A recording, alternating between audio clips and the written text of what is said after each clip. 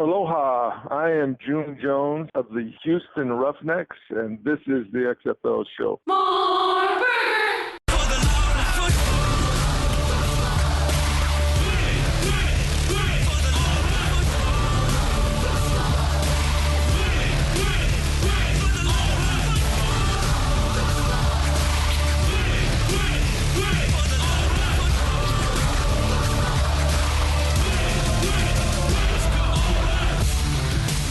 Welcome, football fans. This is supposed to be week 6 of the 2020 XFL season. This is For the Love of Football, and this is the XFL show. I'm Alan. And I'm Bryant. Unfortunately, similar to the NBA, the NHL, the MLB, the MLS, the regular season of the XFL has stopped. However, as stated by the league, this is by no means the end. This is only the beginning, and this is episode 121. We're just getting started, Bryant. We're just getting started, even though we've got a pandemic going on, a very serious situation on a global scale, and it's affecting all professional sports, everyone's lives. But the thing is, the XFL has a lot of people excited for its return, whenever that eventually is. And you saw that because when the league made this announcement, the outpouring and the upset, I mean, it was heartbreaking to read Twitter, all the upset football fans. And we're going to have some fun here because I saw that on Twitter, Bryant, and I said, man, we've got to really inject some life and some fun and some hope into this episode 121 here. So that's what we're about to do. Yeah, I think there's no avoiding it, right? It's almost like the end of the Houston Roughnecks Seattle Dragons game. You can't avoid talking about it. You have to talk about it. But we're going to try to give you the positives and what we can find out of this situation. Because, Alan, seriously, I mean, this pandemic has been happening for a good part of a couple weeks now, at least all over the world. It hasn't really hit the sports world so much here in the U.S. As it has in the last 24 hours. I mean, in the last 24 hours, this thing has literally turned and made a 180, and so now like a ton of bricks. It's affecting everything. The XFL affected it just like everyone else. But we're gonna talk about it. We're not gonna not address it, but we're also gonna have a little fun here and try to talk some football. And that's what we try to do here on the XFL show. Yes, so that's exactly what we're gonna do. We're gonna talk some football here. I know that we have everyone's focused in on what's going on, in the world, and of course it's affecting the league. The league is stopping the regular season right now. They put out a statement. We'll go through the statement. We'll talk about all that, but it's halfway through the season, so we do have some fun to have too and talk about this league and what was going on in the first 5 weeks. As we were planning on talking a lot of week 6, we had some awesome interviews lined up that, I mean, maybe one day the archives will be open, Brian. People will get to hear our amazing interviews, mine with linebacker Ben Heaney of the Guardians, and yours with wide receiver Jordan Smallwood of the LA Wildcats. But those guys aren't going to get to play this. They're not going to get to play this weekend. So, that's we're going to have to save quick, those. Alan, everybody on YouTube that's watching. Everybody that's watching on YouTube, Alan and I did not plan the simultaneous pose that we just did right now. Yes, as we said, Jordan Smallwood. That'd be the new thing when we mentioned his name on this show. Yep.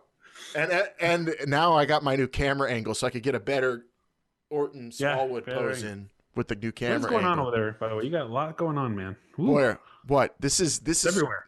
A professional broadcasting studio. You have a kid that you haven't told me about? I mean, I know I have a kid now. I mean, she's 5 weeks old. What? There's a lot of Godzilla. This is a grown man. Don't tell me this is a grown man's. It's a grown man's. Sorry, everyone who's studio. listening to it on the podcast, but oh man. That's why you got to watch. It's okay if I pan my camera over here, Alan, you would see a pack and play, a couple baby backpacks, and I don't even know what that is, but the baby uses it all the time. Oh, I know that you gotta allocate space there, but I'm trying to give people something cool to look at, some fun. Let's have some fun here. Let's get into it though. Let's start talking about the XFL statement. And you saw it on Twitter or the XFL.com or wherever you saw it. You by now listening to the episode, the XFL has ceased the regular season. and it exactly word for word said this, quote, "Currently, the XFL will not be playing its regular season games. However, all players will be paid their base pay and benefits for the 2020 regular season." Important to note for something we're going to talk about in a second, too.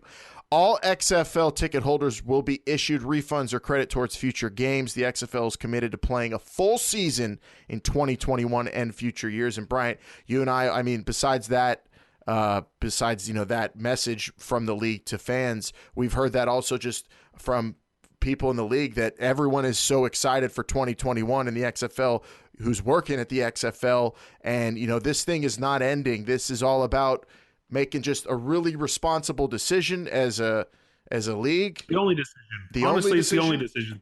Yeah. You can't hold the league accountable for, people would hold the league more accountable if they decided to play than by ceasing operations at this moment. Yeah, there's no decision. It had to be done. We were all sitting on pins and needles all day waiting for this statement to happen. And I think in the reality of it all, we knew it was going to happen. After what we were seeing last night, what happened, and I'm talking about last night, Wednesday night, with the NBA, the NCAA, and then this morning again with the NCAA, the NHL, it was inevitable. But the statement that comes out gives you hope. It gives you promise. And you know what? Us as real XFL fans, we're used to this, right? We're used to waiting for a football season to start. So this is just all over again. Well, you're back in your zone now because now you get to talk about. I'm back in my professional stage, so I can't wait till next week when we start talking about a season that hasn't started yet. Bryant loves talking about football leagues that aren't actually playing football. It's much more comfortable, whereas I was enjoying all 5 weeks.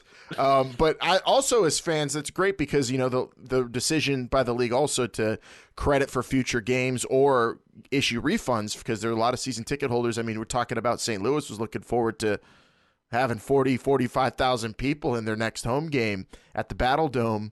And unfortunately, that amazing facility will not be able to do that for this season. But the fact is fans can get refunded and look forward to 2021. And also for the players, and this is, something that you really wonder about, because these guys were going out there putting their stuff on tape, trying to get shots at the NFL, trying to, just make a living. And the fact is the XFL, I think, treated this real responsibly in that regard too, because, paying their base pay for the season and, not skipping out, not cutting them off just because this unforeseen, impossible to predict circumstance occurs. And it's, I think the players are, getting compensated correctly. At least that's how it should be handled. And also the fact that the XFL, according to Tom Pelissero of the NFL, NFL.com, the XFL is advising players that they can sign immediately with teams in the NFL. Before, remember, Bryant had to wait till the end of the season, till your contract was up for the season, to try to move on to the NFL. But, guys like PJ Walker can sign with an NFL team once the NFL starts signing free agents. So that's good news for the players as well. Yeah, I think the way the XFL is handling with the players, and we've seen as recently as last year with another spring league, how they handled it with their players when they had to cease operations. I think it's a little different because the XFL is not ceasing operations; they're just suspending the season. But giving the players, basically following. How do I want to say this? They're going through with their contracts, right? That's what the XFL. They signed up for these. They're going to give the players honoring them. Honoring them. Thank you. That's the word I was probably looking for. And the XFL is handling that well, and then allowing players to go and sign as long as they pass, I believe, their exit physicals. The XFL is doing the best that they can with what situation they're handed to them. I always joke on this, and I say that anything can happen in the XFL. Well, I didn't think this was going to happen, but anything can happen. And the way the XFL is handling it, at least at the moment, is better than, because the NBA, no one's going to question if the NBA comes back later this fall for a new season, right? No one's going to question the NHL. No one's going to question MLB. With the XFL, there is that question mark. If they cancel, are they going to come back? If they cancel, what are they going to do? Where's the money? Because this is a brand new league. The XFL is trying their best, trying to give hope to players who are signed now, players hope that are going to be signing next year, and fans as well. Fans have hope. I wanted to see that Battle Dome rocking with 50,000 people. I wanted to see it. Yeah. I'm an LA guy, and I wanted to see that. You're not going to get to see it. Maybe next year. I wanted to see that. There's hope. I wanted to see that crazy Vipers comeback in the second half of the season where they slither into the championship game, as I predicted, which I don't know. I was hoping that would happen, but no, this is how you have to handle this, as like you said, as a new league, as just a responsible business too.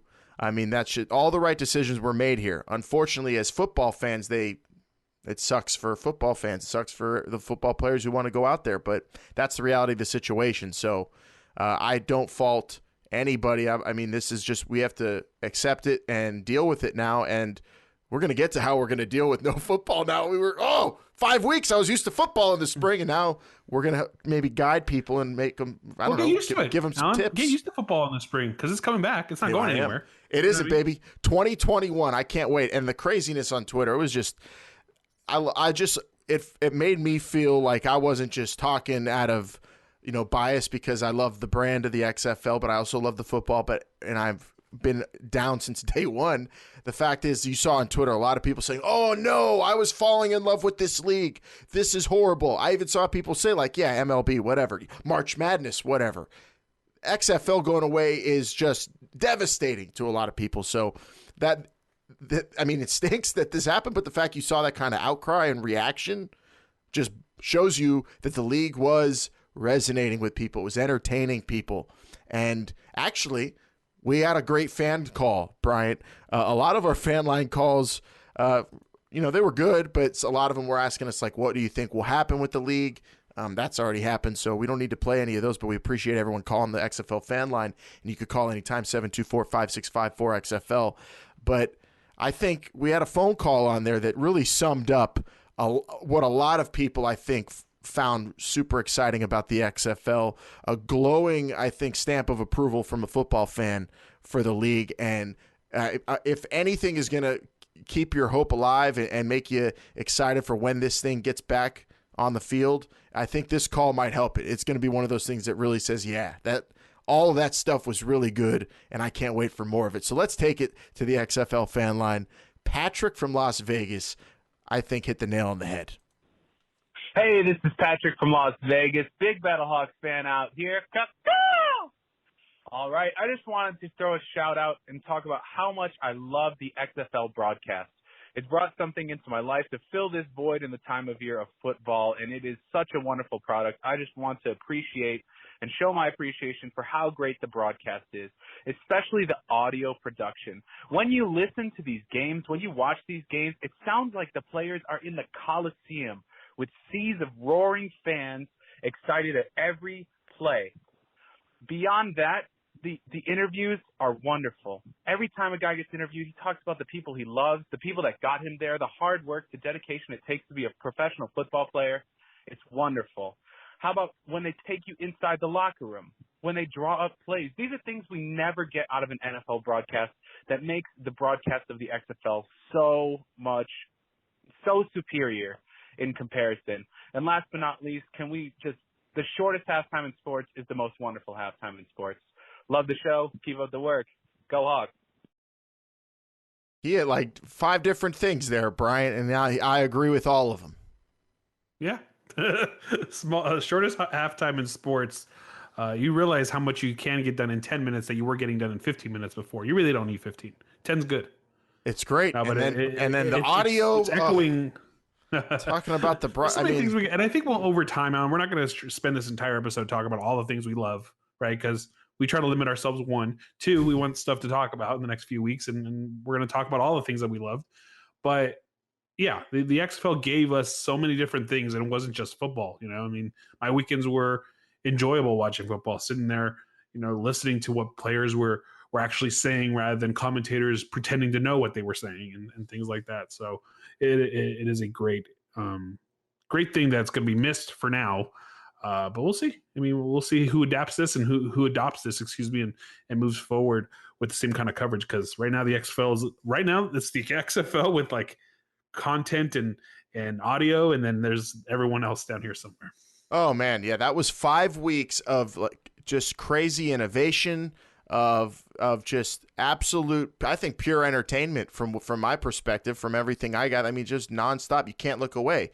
Like I found it hard to like go to the kitchen and grab a drink because I didn't want to miss what anyone was saying or see what was going on in these games, because they're fast. So, I mean, this was an amazing 5 weeks. Unfortunately, it's put on pause, but the fact is that resonated with so many people, and football people too taking notice. Like you said, adopted. The NFL is going to be taking a ton of what has been going on in the XFL in just five weeks, trying to implement what they saw. And I would hope they do. I would hope everybody in sports, no matter what sport it is, would take some of these broadcasting innovations at least and really gear it towards the fan. I feel like as a fan, and I think guys like Patrick in Las Vegas is a fan, and other people we've heard call the XFL Fan Line, hit us up at XFL Show on Twitter, as football fans, feel like they were being given a product for the last 5 weeks that was totally focused on them and their enjoyment.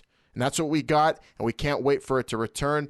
2021, the league is focused on a full season when, this crazy reality we're in right now settles down, and hopefully everybody comes out of it healthy, and we in 2021 are able to get back to what we've been experiencing these last 5 weeks, and I can't wait for it. But let's talk about some of what we've experienced in the last 5 weeks and have some fun here, because a lot outside there's reality. We got to wash our hands. We're taking all the precautions.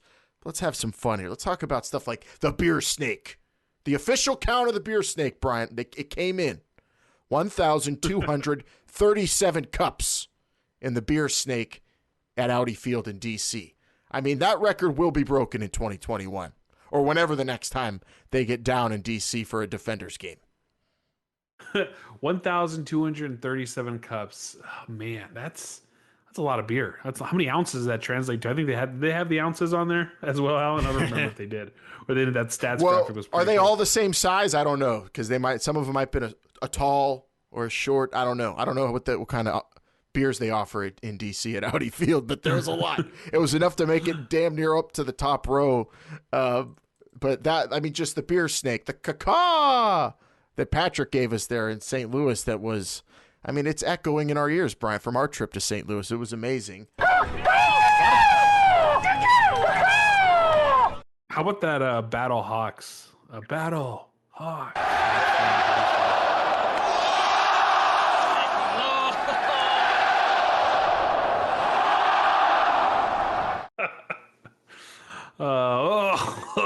So cool. There's a lot of great traditions that are being made in a short time. Don't forget them. That's what we got to keep them in mind. All right. If you're in St. Louis, caca's the law. Just because week 5's, I would think people in St. Louis are still going to be greeting each other when they're going out, searching wherever they could find toilet. Days. They're looking for toilet paper wherever they could get it, and they're going to be like, "Thank you, caca to you. Have a good day." And then they're going to be getting their rations and going. But these traditions were built up also in the first 5 weeks. That you could see these fans were percolating. First fans of a team, as we've said a lot on this show, and the ideas they were flying left and right. We saw all sorts of fun stuff at all these stadiums. And, you got the bang, too. And St. Louis was really killing it. The hiss in Tampa was a lot of fun. The Guardians as a team, this wasn't on TV, but it should be. Note for when we do return, Guardians pregame's the rowdiest thing I've seen, maybe in the XFL. When they get together as a team and all huddle up, hands on shoulder to shoulder, jumping up and down, yelling, "We ain't never scared! We ain't never scared!" That bone crusher was good. And that's just some of the goosebumps that I was getting during this first 5 And months. I had the fortunate, I was fortunate enough to go to 2 Wildcats home openers, and I sat wherever I could. I was on the field for some of it. I was in the stands. I was in the press box. And the atmosphere, I'd never felt that before in an LA sporting event. I think the closest I ever came to that was a LA Kings playoff game. Because people are all cheering for the same team. You don't really see that in LA a lot, especially not in football. And to see that, I grew up in LA and never rooted for an LA team when I'd go to a game, except maybe the Lakers. Yeah, Lakers, maybe, yeah. So to see that was a lot of fun. I think a lot of fans in LA never got that opportunity until they got to a Wildcats game. So that's something that hopefully will never go away, and will continue to build as time goes on. The cacao was cacawesome, and the beer snake. As much as I hate that thing, it's a tradition that was being built. The hissing, Houston devoted fans, that Dallas, that Texas throwdown, right? Is that what they call it? I still want to call it the XFL Showdown, but the Texas Throwdown, you know, Well, Houston has the one up. We'll still call it the XFL Showdown here. You know what sometimes. the best thing about you know what the best thing about the Texas Throwdown is now going forward is that at the end of the season, there's always going to be at least one team that has the upper advantage, right? At least because now we're going to odds. Yeah, you're right. Yeah, and see, math. I can do math. You can. I don't. I'm not even going to try. But I'm going to try to take us into what came out on XFL.com this week now, because this is fun to talk about and maybe debate a little bit about. It's midway through the season. Well, it's the stop and end of the season, but doesn't keep us from debating and maybe figuring out whether or not this is correct. The XFL mid-season, all XFL mid-season squad, Brian, on XFL.com right now. We have to talk about it. We also have to talk about just everything we saw when it came to the field and these teams through 5 weeks, because I'm still very interested in the football, and since no sports really are going to be going on anywhere, we need to get all we can out of this. So let's do it in this week's cover 2. You want it? Down. I'm gonna give it to you right now. Let's give it to them. All XFL mid-season squad. Let's see if they missed anybody here, Bryant, or I don't know if there's anything of note that you want to discuss. But on XFL.com, everybody could go there. There is the All XFL mid-season squad, and it's in every position group. And we're going to run through it here just a little bit. And, I mean, our power rankings are up on XFL.com, Brian, but just let everyone know we were not consulted about this. If we were, I know you would have probably taken many hours to put this together. I would have probably slapped it together in like an hour, but still, we didn't have input on who got on this list. That's why we want to speak on it. Yeah, I would have taken a few weeks. I mean, I would have had my midseason ready by like week 9. Probably my mid-season. You would need it for week 5, so you would have to act kind of quickly. We'll see. Let's start here. Let's start here. All right. We got the quarterback. Guess who the quarterback is?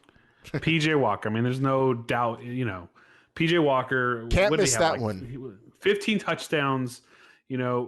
1,338 yards. The only one who's come close to him, and he barely passed 1,000 this last week, was Josh Johnson. He's very PJ good. Walker won. He was undefeated. Second, Josh Johnson. Do we have to stay all this time on PJ Walker? I don't want to talk anymore.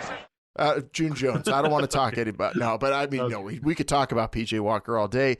He obviously was one of, if not the best player in the XFL over 5 weeks. Undefeated, Houston Roughnecks. First in damn near every category.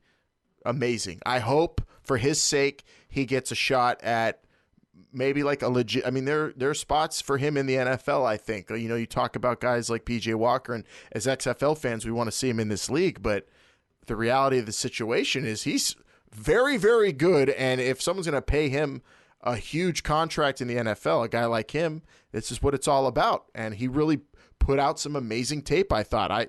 I would assume he would get signed, before we resume playing the XFL, Bryant, now that players are eligible to go to the NFL, wouldn't you think? Well, I definitely, I mean, if someone doesn't sign him, I don't know what they've been watching the last few weeks here in the XFL. The question is, what does PJ want to do and what kind of position or opportunity he gets? I'm sure we'll debate that at a later point, but definitely first team All XFL, whatever you want to say. He is the quarterback of this league. My MVP choice too to start the season. Oh yeah. The running back here, Matt Jones, right, is what they picked for running back. Yeah, Matt Jones. Why? What are you laughing at? Well, because I was trying to move on before you called me on my PJ Walker thing. Jones. I mean, you're allowed to change. I mean, I called PJ Walker at the start of the season. Everyone knows this. Kinda. I called it. Bam, easy money by me. Houston Roughnecks quarterback. Duh. June Jones. Run and shoot.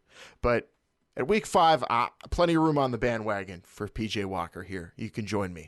I'm fine with it. Yeah, let's go to the running back though. So Matt Jones gets the nod at running back, and there's only one running back spot on this list, Bryant. I have a lot of issues with this. Do you? Because he led the league in rushing for a while and is number 2 currently, but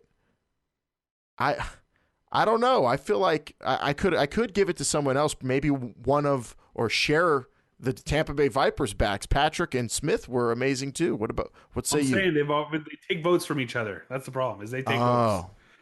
right? They're sharing the vote. You can't put Smith/Patrick as your running back spot. We can't do that. Cameron Artis is paying, though. He's another mentionable running back here. James Butler, though, I think the yardage maybe not so much. Unheralded. But man, 4 touchdowns. Yeah, really just kind of in the shadows of someone we're about to talk about here on the wide receiver position on that same team, and PJ Walker. But James Butler, to me, one of the better running backs in this in the XFL. I probably would have voted for Smith or Patrick, but you're right. Then they take away for votes. So I guess I understand. Matt Jones was great, but he also had Kristen Michael helping him out too. For wide receiver, we have 3 spots. I like how they did this: 11 personnel for our half midway season All-XFL team. Cam Phillips, number 1 with a bullet at receiver. First in receptions, 31, 455 receiving yards, 9 touchdowns. 9. I mean, the only other guy with a case for MVP, if you ask me. Yeah, that's the problem, right? You're catching all the touchdowns from the other MVP candidate, but you're right. Cam Phillips, had his slow weeks, I guess you would say. Week 4, he didn't really perform very. I think he had 1 reception that week. And I think the first week of the season, he might have had 1 touchdown. But still, 3 XFL Star of the Week awards as voted on by fans. That's pretty amazing. We didn't acknowledge he won for week 5. Cam Phillips was your week 5 Star of the Week. 3 out of 4 weeks, really. So you just can't skip over that for sure. It's ridiculous. And like we said, guys who have a shot to get a call for maybe another NFL opportunity. We'll see what Cam Phillips gets over the next months. Dan Williams, friend of the show, your buddy from last week of the Tampa Bay Vipers, beast with the football, catches it and then yak. Yeah. I'm all about him. He always gets yardage, whether it be left, right, up, or down. He's never getting tackled as soon as he catches that ball. It's always at least some sort of movement from him. I don't mind it. Still, that one of the most incredible runs.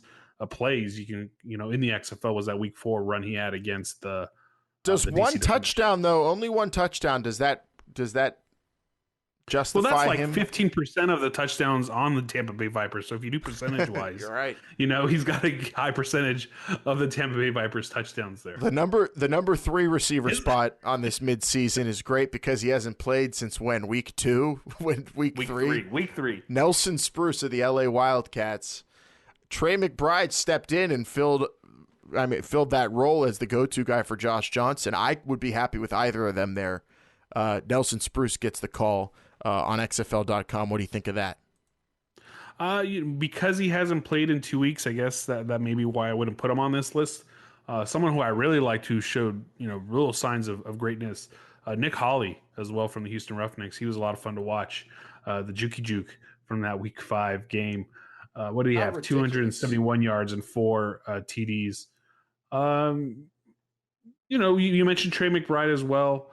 We'll get to Donald Parham. He's on here as our top receiver, even though he was a tight end technically. No, he's on the All-XFL midseason team as a tight end. He's listed as as a tight end. He was just one of the most favorite targets of Landry Jones. They almost have to put him as a receiver, but I guess a tight end, whatever. I don't think he ever lined up as a tight end. Did he line up as a tight end? I don't remember. I always remember seeing him in the slot. Did he? No, he would. I mean, because maybe it's because he's so tall that when he would go down to the 3-point stance, it still looked like he was standing. Yeah. So I didn't think he was actually down as a tight end. Yeah, he's up there with receivers in terms of yardage and targets and all of that. Donald Parham, obviously the favorite target for whoever was the quarterback for the Renegades.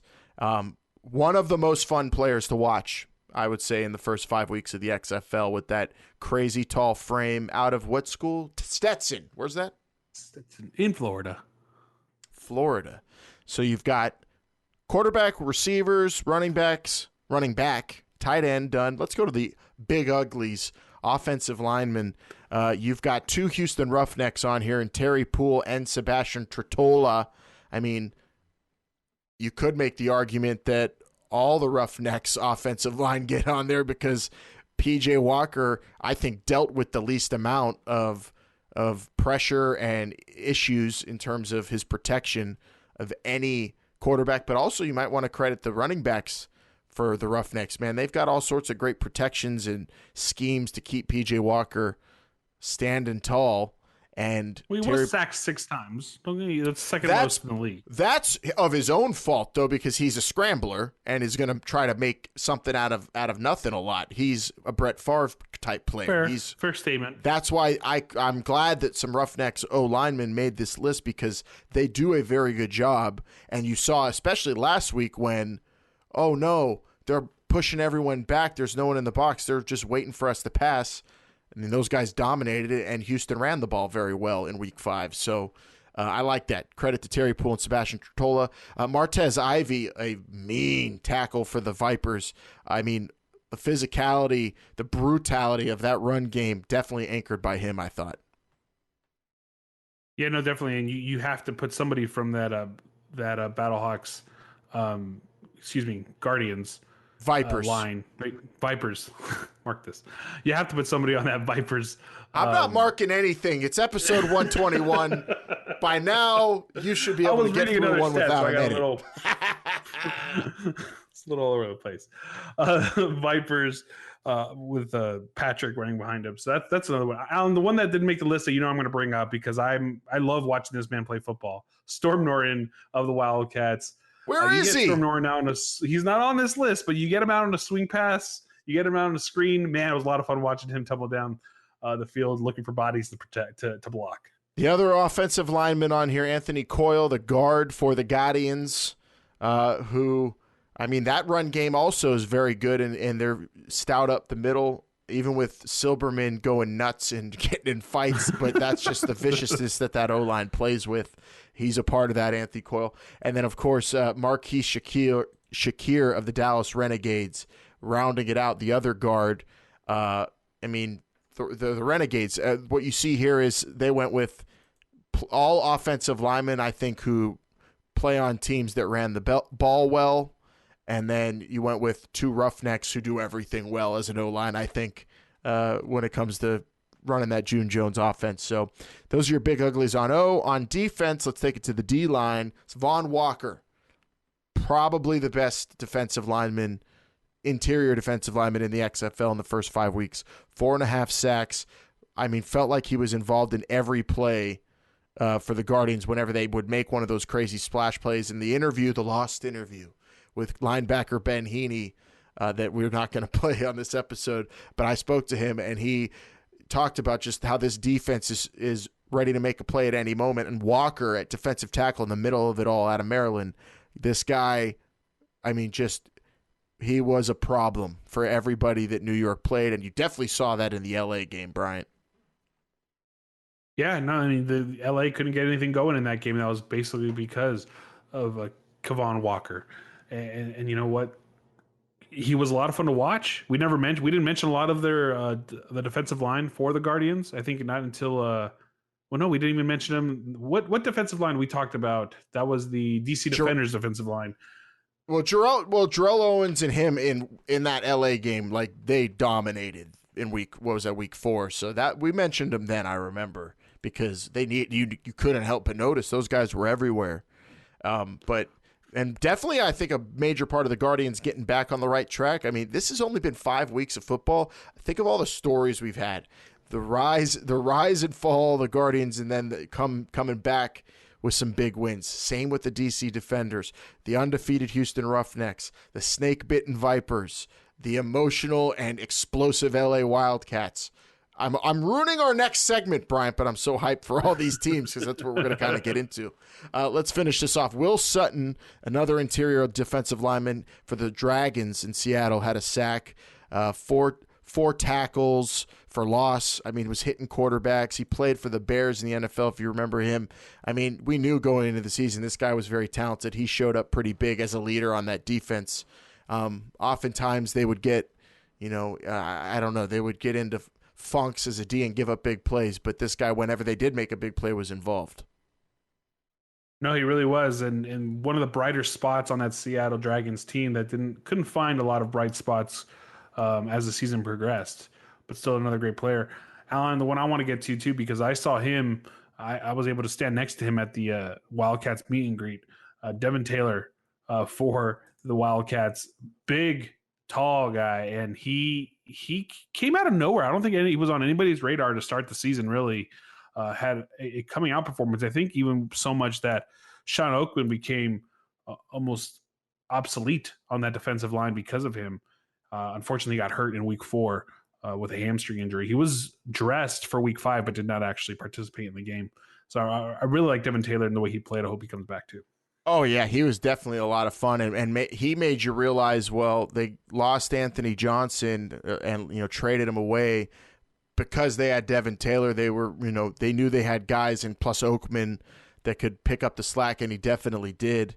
For a pretty nimble big man, I'm fine with him being there. But I will say, with the interior guys we just talked about, honorable mention, I'm fine with Will Sutton there. But if I was gonna vote for someone myself, I might have put Casey Sales of the Battlehawks, not just because he makes good trades for Girl Scout cookies, but because I felt like he was all over the field for St. Louis in a lot of these first 5 games. But who would have known? Who would know what would happen with these defensive linemen? I thought a lot of great defensive linemen there's a lot of great defensive line play in the XFL in the first 5 weeks. Would have saw a lot more in the last 5. Anthony Johnson maybe would have surpassed them all for sacks total. I feel like he was getting in a groove in DC. Bryant, he rounds this out. The landlord for DC. To switch teams after the season starts and still be an effective disruptor of quarterbacks, he's still in line, I think, for Mr. XFL for me. He great interviewer at the beginning of some of those games with DC. A lot of fun. My favorite pregame interview for sure. He was a lot of energy, something the XFL desperately needed for sure in this first season. I have no problem with Anthony Johnson being on this. Only could have imagined what he would have done if he was stuck on. If he stuck on, I don't even know how to talk right now. If he stayed on the Wildcats, because the way I see the Wildcats play defense, and they didn't hit that rut that DC hit. Remember, DC hit a rut where they looked bad for a couple weeks. Especially, they couldn't even tackle in week 4 against the Vipers. It was really bad for them. And he didn't have a great game then. But Anthony Johnson, kind of almost the spirit of this. I will give you that award if we're giving those away now, Alan, as Mr. XFL for Anthony Johnson, because he was a spark this league needed, not just for the DC Defenders, not just for the Wildcats in the short time that he was there, but for the league itself. Great personality for sure. Let's go to the linebackers. DeMarcus Gates, big plays all over the place for the Roughnecks. I have no issue there. And Steven Johnson, leader of the Seattle Dragons, no issue there either at linebacker. I honestly think that's absolutely the perfect duo for those spots for the first 5 weeks for the mid-season All-XFL team. How about you? The one that everybody probably will talk about that's not on this list, at least I don't see him in the linebacker position. Let me just scroll down here before I look too much like a fool. Terrence Garvin, one of the better players in the league. He just didn't, we talked about that St. Louis Battlehawks defense before the season started and through the season. Probably an honorable mention at linebacker. Only 2 positions for the linebacker. I thought they would go with 3, but 2's fine.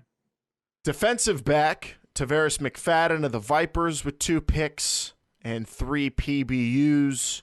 Josh Hawkins of the Dallas Renegades, who shut down Cam Phillips in that Texas throwdown game. Deatrick Nichols of the Roughnecks, and then both Battlehawk safeties make it, Will Hill and Kenny Robinson, for the secondary All-XFL team. Do you have any gripes with any of those? No gripes. I think the team is well stacked. Imagine having your team and have this be your starting 22. That'd be a lot of fun. Kenny Robinson, a great story, got some good film, and he's headed to the draft.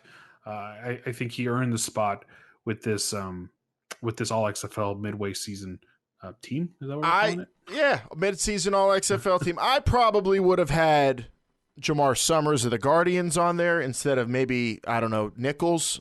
But, the Roughnecks D was great, and he had a lot of play. He's the first in interceptions in the league, Nichols. A great player, I thought. But Summers, I think, as a leader, too, kind of the heart and soul of that Guardians defense, has been doing a tremendous job. Rounding it out, special teams, Taylor Russolino, bang, bang. Can't argue the Battlehawks kicker, damn near perfect, 9 for 10. Hunter Niswander of the DC Defenders, the punter. and Austin Walter, the return man who had that kick return last week for Dallas Bryant. I mean, that rounds it all out. And, I'd have to say XFL.com did a pretty good job. Some of my favorites weren't there, but I'm okay with all those players they put. Well, you only have so many positions. I'm sure there was an all second team we probably could have had as well and had good players in there. But yeah, you want to do that right now? You want to do an entire second team? I think we're good with the okay. No, I think we're good with the one team for now. I had enough troubles going through this one myself. But see, he needs the prep time. You need to tell him, Bryant, we need your all mid-season team, and then he's gonna he needs to be able to sit with pen, paper, computer, go through it all. And whereas me, I'm gonna just throw him out there and make you believe it. And I think I did that to you right now. You're gonna agree with everything I said, right? Are you talking to me or just in general? You agree with everything? Yes, I agree with everything. I wasn't wrong. Sure. I was great. I already have you on the bandwagon with PJ Walker's MVP. Over 5 weeks, I have really molded you, and I think I'm doing a great job. The Who Made Bryant Look Good award this week goes to Alan, I guess. Yeah, for the whole Who Made Bryant Look Good for the season. That's right here. Oh, man. All right, Alan, you alluded to it, so let's get to the second part of the cover 2 here because... Yeah, real quick. This is a lot of fun. Yeah, so, before the season we did superlatives and, say this or that about a team or a player and really just put that kind of stamp on them, what you think of when you think of this team. And so midway through here, and unfortunately we're stopping the season. It's a halt, but still it doesn't keep us from labeling these teams. Alan, real quick, I want to put this out there. We had this cover 2 kind of laid out before any of these announcements. So it's kind of nice to still be able to talk about these things. Because we were going to do this anyway. That we'd like, yeah, exactly. So regardless of what the actual season was or going to do, we were going to talk about these. Yeah, because you football freaks were expecting us to talk about the season thus far. You were also expecting a week 6 previews. We're not going to have that, unfortunately, but we could talk about the first 5 weeks, and that's what we're doing. And with these superlatives, I want to just say, Bryant, we're going to say it's like a fill in the blank. After 5 weeks of XFL football, the blank team name are blank. Whatever you want to say about that team. And I'm really calling this one off the dome off my own battle dome here because I didn't write any of these down. So I'm gonna wing this one because that's how I wanted to do it.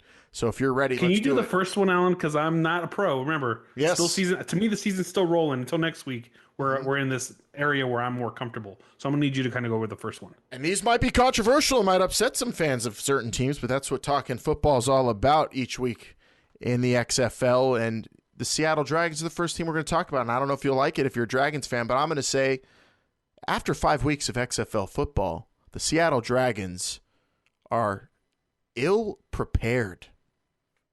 Just feel like the least prepared team every week.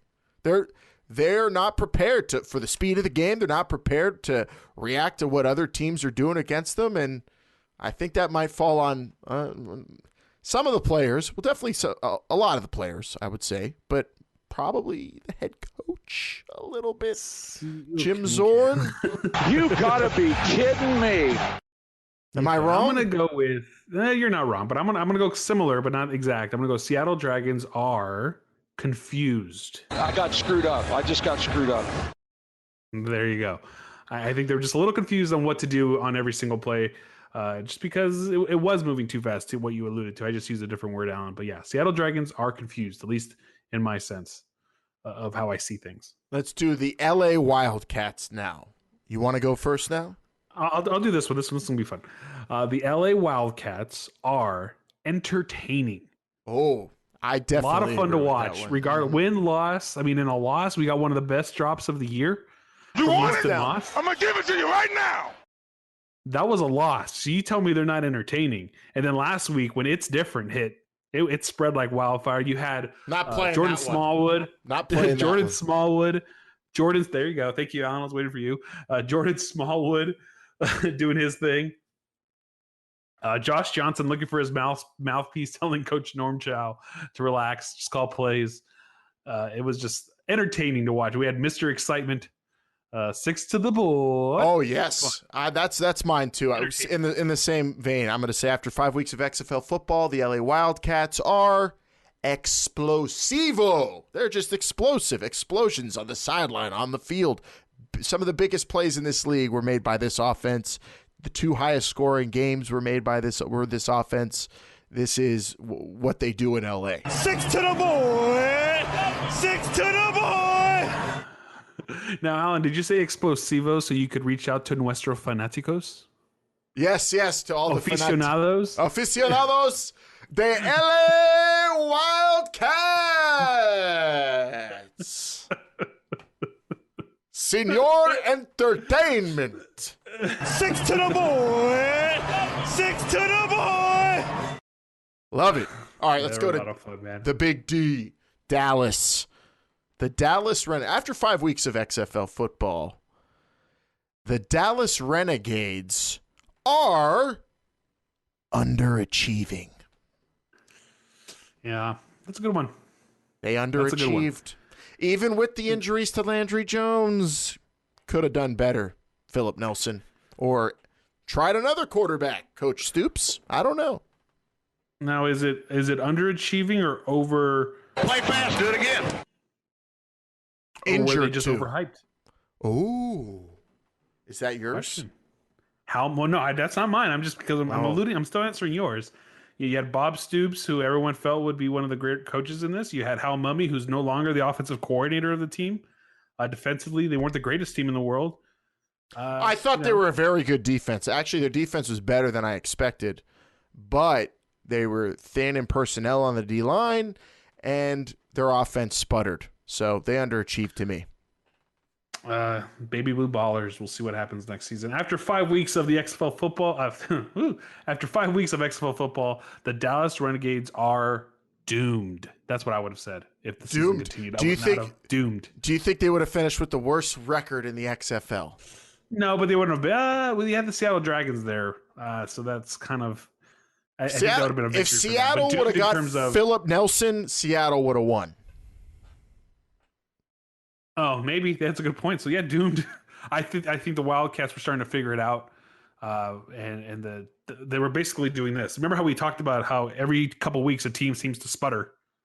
I felt like that's where the Dallas Renegades were at that moment in time. Let's go to the undefeated Houston Roughnecks. After 5 weeks of XFL football, the Houston Roughnecks are perfect. You can't argue it. They're perfect. And are they perfect though? They're perfect. You thought they were perfect. I'm wondering what the hell you're doing in this league. There was no facet of the game that you thought they could do better in. At times they would, maybe give up a big play. Maybe. Or random turnover. But perfect football team is a team that scores when they need to score. They handle their business, and they don't get L's. And that's what the Houston Roughnecks did. They were perfect. And also, June Jones versus referees is the rivalry of the year in the XFL. Go ahead, get out of here. The Houston after 5 weeks of XFL football, the Houston Roughnecks are anti-conversations with referees. That's kind of how I saw it. Yeah. I don't want to talk anymore.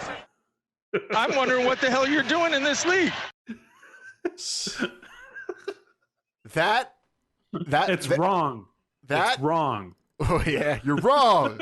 That's like your opinion, man. You want it? I'm going to give it to you right now, and I'm wondering what the hell you're doing in this league. I think those are your lines of the year right there. But no poll question yet on voting for that. Maybe next show we'll do something like that.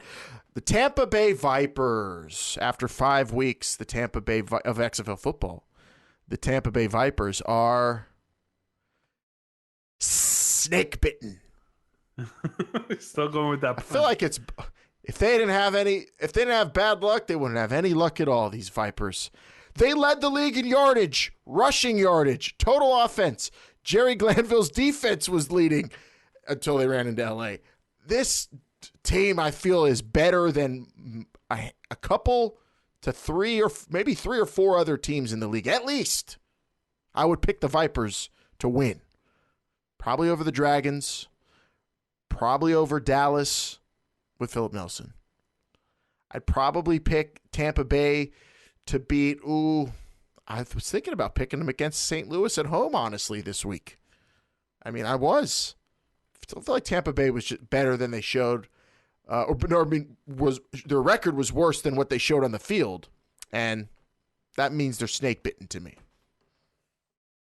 To me, the Tampa Bay Vipers, after 5 weeks of football, of XFL football, the Tampa Bay Vipers were predictable in the sense that they could not score when they got to the red zone. Yes. Yes. That's kind of, so I guess they were predictably unpredictable as well, just because you never knew what you were going to get unless you were in the red zone. Good crisp football. It mattered. They could not get in the red zone. I think that was their Achilles heel all season long. The New York Guardians. After 5 weeks of XFL football, the New York Guardians are, I'm going to have to think about this one. Balanced. There you go. Balanced. Balanced. Okay. They are. Even if their quarterback is playing horribly and throwing people under the bus on the sideline, the defense is still going to pick up the O a little bit and stop the bleeding somewhat. I mean, they could have got beaten a lot worse than they were beaten, and they were beaten bad in week 2 against DC. 2. But in their victories, week 3 too.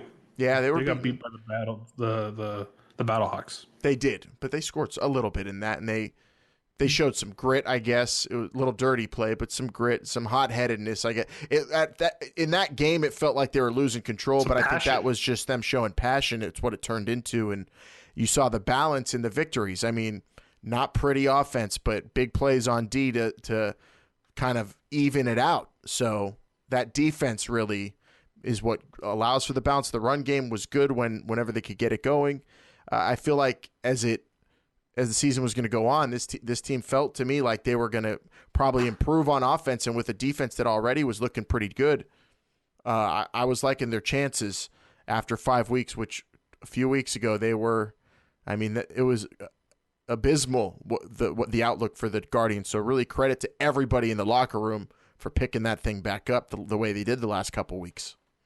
Yeah, that's kind of where mine's leading to, Alan. After 5 weeks of XFL football, the New York Guardians are better off with Luis Perez than Matt McGloin at quarterback. And I told you, Luis Perez, maybe not the greatest skill-wise. I learned how to play football through YouTube. Great bowler, from what I've heard. But he's a hell of a leader, and it makes me want to do everything I can on every single play for that man. I think I might do. That's a good idea. Learning on YouTube, maybe during the break with no football, maybe we should learn how to do things on YouTube. Like maybe I could play in the league. How to play fullback. How do can I look that up? Yeah, let's go. You do that, and I'll just move on to the next one, Alan. After 5 weeks of XFL football, the St. Louis Battlehawks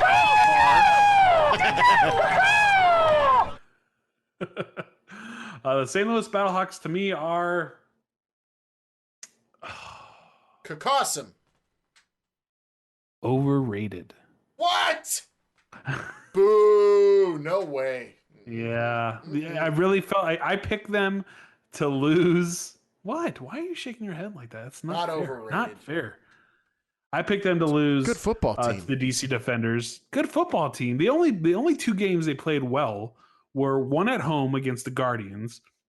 The Dragons almost beat them. They played really well against the Houston Roughnecks. Still came up with the L. They didn't play well against the Dallas Renegades, who had Philip Nelson at quarterback.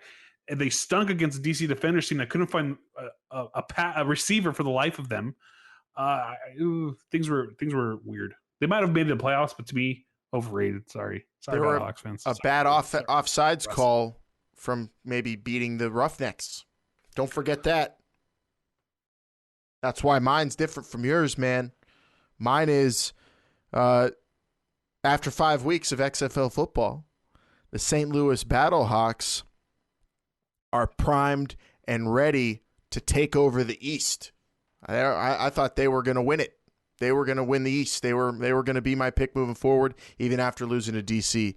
I was pretty confident that was from what I saw in 5 weeks, the best team in that division. I'm 100% with you because of the competition. DC, New York, a very balanced team. Tampa Bay, who was just not ever able to win a game for whatever reason.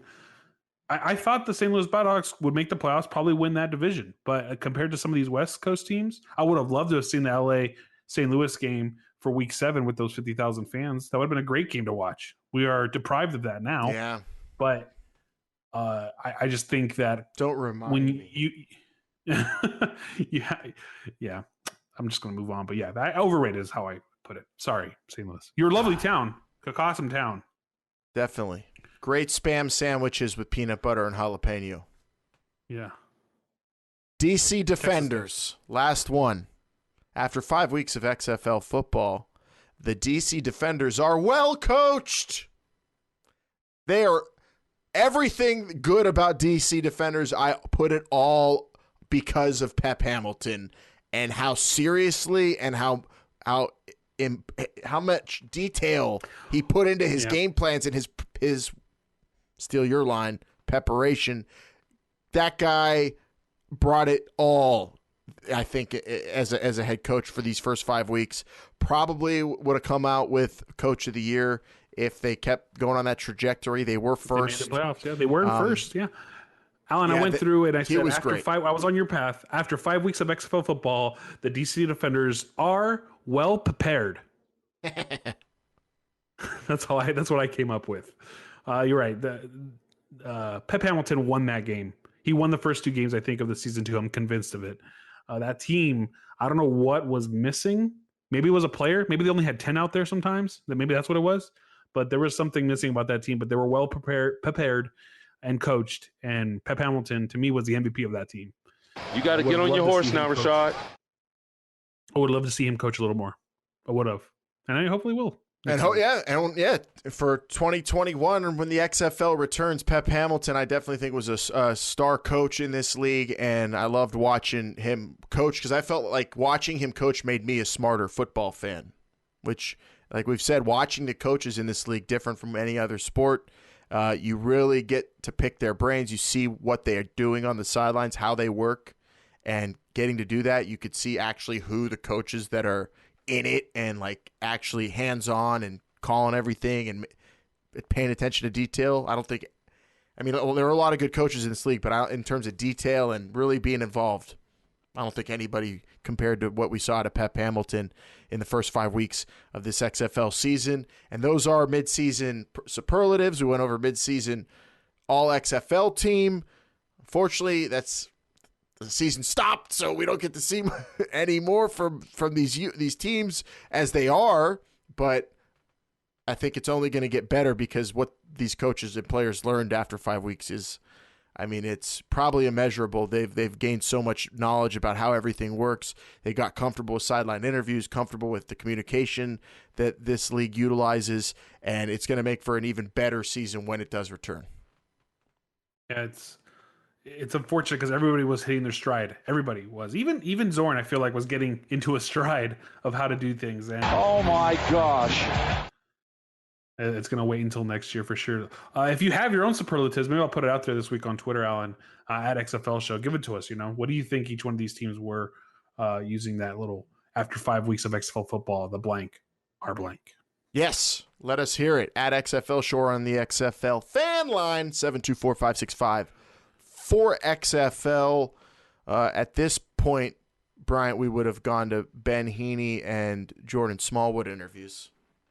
But those were, let me just recap them because we don't want everyone to sit through them talking about week 6 that won't happen. Ben Heaney, I spoke to him. He told me that team really, whenever Gilbride said you could go one of 2 ways, when that fork in the road when they got their butts whooped, he basically told me, Ben Heaney said, yeah, we chose the right path. We mentally just kind of stuck together and, we got it together. As a defense, we stepped up. The offense was starting to come along, and he did mention, like Luis Perez he kind of brought some stability to that situation, and the Guardians were on the right path. That's what I spoke with Ben Heaney about. What about you and Jordan Smallwood? Why does he do that Randy Orton pose? Well, I asked him if he heard voices, and one day we'll probably bring that thing out of the archives, but I asked him if he heard voices to tell him to do that. They talk to him. They understand. He actually said it was his brother who told him to do it, that people would lose it. Smallwood. We did. Forever. I was talking about how to get on a roll, and also asked him about Josh Johnson, because Josh Johnson really did have a coming out party in terms of leadership this past week, and how he felt getting that football thrown to him. And he said, it's great to have a quarterback like Josh who motivates you and wants the best out of players and things like that. So he was ready for this team. We talked about the turnover mask and how he was not a huge fan of it. Little dicey with everything going on, but he was ready for this weekend. He was talking also because we interviewed him after the announcement of the fans not going to be in attendance to that game. And he said, when fans aren't in attendance, you have to bring your own energy, because the fans aren't there to feed off of, and you got to bring good energy. And he was talking about that too. So, I'm sure we'll have both of these men on the show again at some point throughout the off season, going into next season, if they don't make an NFL roster, but it's still a great time to talk to them. Yeah, and that was great about each team giving us access to players and coaches before and during the season, and we look forward to more of that as we, go into this unknown period where we stop the season. But we definitely want to, hopefully give those players and coaches a platform to speak directly to fans right here on This Is the XFL show and speak to us. I have questions. How are they spending their off seasons? It's going to be interesting to hear from everybody, especially in this time where we're all practicing, hopefully, social distancing, and we're probably going to be in our own homes a whole lot, through podcasts like this, Bryant. Great way to communicate with each other and hear what the status is with some of these personalities that we've fallen in love with over the last 5 weeks. The XFL isn't going anywhere, and neither is your chance to represent your team and get involved with the league in terms of, your threads, man. You got to look good, even if you're practicing social distancing and not seeing anybody. If you're I'm not leaving this room, Bryant, but that's just because I like podcasting and being on my computer all day because I'm a psychopath. But I go to xflshop.com to look good while I do it, and that's where you can dress like the pros in the XFL with exclusive sideline apparel and all sorts of new stuff on there too. I go online and people say, there's a new Tampa Bay Vipers shirt. I got to get it. You get it at xflshop.com. Jerseys, hats, coaches' hats. Get ready for the return of the XFL on xflshop.com with your authentic team customized XFL footballs. Saw someone on Twitter, Bryant, when the announcement was made halting the season, someone said, damn, I just bought my custom named jersey on xflshop.com. Keep it. It'll be good. Rock it, because you're going to need it. Get it at xflshop.com. They have everything you need to show off your team colors. Celebrate the love of football and get your gear today at xflshop.com. Now, as we wind down, Bryant, let's take it to this last segment. We need to talk about, this situation. What happens moving forward? What are you going to do? What am I going to do? What's the show going to do? How are we going to approach this? Are you ready to kind of get into all those questions that we're all being asked? We have to ask because of the coronavirus and the pandemic that has caused the change in so many of our lives as sports fans. Yeah, I wasn't ready a day ago, but I'm ready now. Let's talk about it. Yeah, we gotta react. It's like just playing good defense. You read, you react. Let's do it right here in the Hot Read.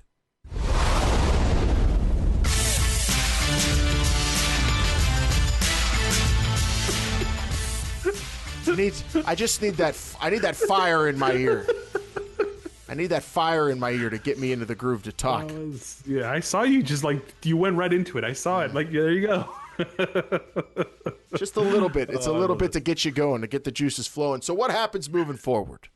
How do you cope with no XFL, no football, no sports in general, as we're practicing social distancing? Some people, hopefully you're not, but if you're quarantined and you got to be away from everybody and you're going to probably be on the internet or your phone or watching TV, how do you cope with the no sports, Bryant? What do you do?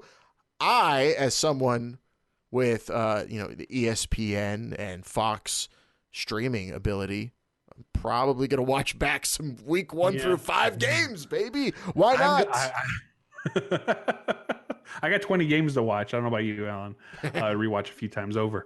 If any NFL scouts out there too need any advice, make sure you call. Well, I call Alan probably first, and then call me if you need any advice on these players. How do you cope without sports? I think it's an interesting topic. You know, we talk about the seriousness of all this and what's going on right now, and sports is a part of life. It really is. I know people just say it's sports, it's just basketball, it's just football. And I think when we went to St. Louis, we realized that it wasn't just football, right? It was traditions being removed from a town, removed from people. You know, family, little kids didn't get to experience what their dads did forever. Mm-hmm. You know, can you imagine? You know, me growing up, I got to do a lot of things that I'm thankful I get to do. And now that I have a daughter, you know, I'm glad I get to do those things with her going forward, you know, but imagine those things getting ripped away. Sports traditions, those are just parts of life. It is just sports. It's just a game. But to a lot of people, it's a way of life, and you got to cope without it for a while. And there are some serious things going out there, but you know, you find ways. You watch other things. You watch, you know, because it'll be back. All this will be back. The XFL will be back. Basketball will be back. You know, baseball. All this is all coming back. You're just gonna. It's a little hiatus. It's something we've never really seen before. I think the only time I've ever seen something like this before in my lifetime, was 9/11. Right? Sports kind of went away for a week, 2 weeks almost, after what happened on 9/11, and this is serious. This is going to be a lot longer, but it'll be back. I'm gonna be okay. I got 20 games to watch. There's a lot of stuff to watch. There's more, you know, that was 2001. We didn't have the internet as easily accessible as we do now. So yeah, can rewatch these games. Can rewatch these games. Who knows? We can. I mean, if we were to have time on our hands, who knows what we do and provide for you here on This Is the XFL Show. I've got some ideas swirling in my head. You just stay tuned. Bryant and I are going to put some stuff together for you with this, because this is what we do. This, when you can't watch the games, we did it for 2 years. We'll talk about the XFL even if there are no games going on, because that's what we do, because we love it so much. And now we've gotten our eyeballs on the league for 5 weeks. I mean, we could take that as long as we need to. Yeah, we really can. And the things, you have ideas swirling through your head. We haven't had really time to discuss what we want to do going forward. The show's not going anywhere. We're not going anywhere, right? I mean, we're going to be here. Where are we going to go? I'm trapped in here. You're not trapped in there so much. I've seen you even walk out a few times. No, my fiance put a lock on the door. She said I was getting too rowdy. That has nothing to do with the virus, by the way. I'm just putting that there. No, she just it's relationship distancing. She's just had enough. No, we're not going anywhere. We're gonna have a lot of fun. We've done this, like Alan said, for 2 years. We did this. We figured out what to do when there was no football to talk about, and we'll do it going forward. But this time we have some football to talk about, 5 weeks worth of it, and what we want to see happen in 2021. And we're really good with sound effects, and I think we have the perfect one from everyone's favorite Dallas Renegades head coach, Bob Stoops, because what he said about their team when they were looking like a pretty good team once upon a time, not so much recently, but when they were looking good, he said this about the Renegades, and I think it applies to us right now, Brian, and the XFL in general. I think we're just scratching the surface of what we're capable of. Just scratching the surface. Yeah, do Claws up. Claws up. HBK. Yeah, best friend, baby. By the way, my best friend. Yeah, that's what we're doing. Scratching the surface with the show, with the league, and with you. We're just getting started. And we've got a lot of fun to have. Up here. Is that what it's going to say? Up here? Just getting started. There? Right? Here? There? Anyway. It's a podcast. The video is ruining. Sorry if you're listening on a podcast app and you feel video like killed the podcast star. I don't know if you know that or not. It did. Oh, you're right. Now it's going to get crazy. It's all of a sudden you're going to see, I'm going to be in costume for some of these games or these shows moving forward. Oh, I hope you bring like a bald eagle, caw, and then I'll dress up as one of the Vipers. I'm thinking like a David Bowie kind of onesie suit, but with like wings. That I'm gonna be like a caw person. That's what I'm thinking, and I'm gonna make it all dark and blue light in this office studio for one of the future episodes. That's one of my ideas. We might costume while we wait for the XFL to return. You don't know. Maybe Bryant will put something up in his office for you to look at while he's doing the show. I have a little gimmick here. Hold on. I have a little gimmick here that I could probably use. Ladies and gentlemen, the most boring studio. Oh, there you go. He's going to wear a raptor? Yeah, no, there's fun. Like another setting on this thing. This is a lot of fun. This is really what stupid idiots we are just because we're on video. Bryant, for the podcast people, just put on that was a Velociraptor. Velociraptor mask equipped with a voice Mind you, that is from box. that is from the Jurassic World movies, not the Jurassic Park movies. Too. That could be what the Dragons adopt next season. Instead of a turnover mask, it's the turnover raptor mask. I mean, that's kind of like a dragon. I mean, they're dragons. They're lizards. You just think this goes back to the preseason when you thought every reptile was a dragon. Yeah, they're all related. But it's not, anyway, we're gonna move on, Alan. Alan, let me ask you this then. Let's end on this. This is a fun one. What was your favorite thing in the XFL so far? Oh, really hard to pin down. Are we doing moment? Are we going to do just thing? Anything? Okay. Well, then it's going to be one thing, but it stemmed multiple great things, and that's just the microphone. The microphone, using the power of this device. But different. Yeah. This device, when applied to a football game, has changed my world, and I think a lot of people's worlds. Using the microphone and the full power of this device, it made these games so much more entertaining. It made us way more in tune and made with the teams and with the games and what's going on, and it made all the people in the XFL that were watching every week, coaches and players and the broadcasters, it just made them feel all more human and real and relatable and fun. They're and just it like was us. The microphone is my favorite part of the XFL. I can't get enough of the audio access, and everything that it entails. That's what I look forward to. Like I said, you cannot watch the TV broadcast on mute. I watch a lot of games at once a lot of the time, and on other sports. So I'll have a hockey game on here, a basketball game on here. And oftentimes I've got them all on mute, and I'm enjoying them. But this, essential. Never press that mute button in the XFL, ever. No, and you put the mute button on everybody else around you. Like you want to hear what's happening. You want to hear it over and over again. I've gone back and watched every single game that I attended 3 games, and I had to watch a few games on my phone because I was at another game. And every single one of those I've rewatched to get the access that I didn't get to when I was at the field. When I was in the press box for the last LA Wildcats game, I had the feed of the game in my ear because I wanted to hear what the interviews were, what the access was, because it was probably one of the better parts, Alan. Short of saying everything was my favorite part of the XFL, because that's just a cop-out. I will say that my favorite thing about the XFL so far was just getting to be a part of it in some way, shape, or form. And I'm not just talking about me here as a podcaster, someone who was in this same studio for the last two plus years, gearing up to kick off and then through the season. But I mean, just as a fan, like, think about it as a fan, the access that you got, they listened. They really did listen. I know people are going to think that's cheesy or whatever you want to call it, but the XFL cared. They wanted fans to go to an experience, not just a game. That's why those microphones are there. Those microphones aren't there for ESPN or for ABC. It's for fans to have some entertainment, some enjoyment, not just football. You talk about these 3-hour pregame tailgates that the Wildcats put together. That the Battlehawks, they were there. What time did we get there, Alan? We got there 8:00, I think, for a 2 p.m. kickoff. Yeah. There's already people that beat us there. There's people that beat us there. Boy, way ahead of us. They were all set up. They were, and 3 sheets to the wind. Living it with the return of football to St. Louis. So I think being a part of it is in many aspects, but for anybody listening who maybe didn't get the access that we did, you were still a fan of this, and to be a part of that as a fan, I think was a lot of fun.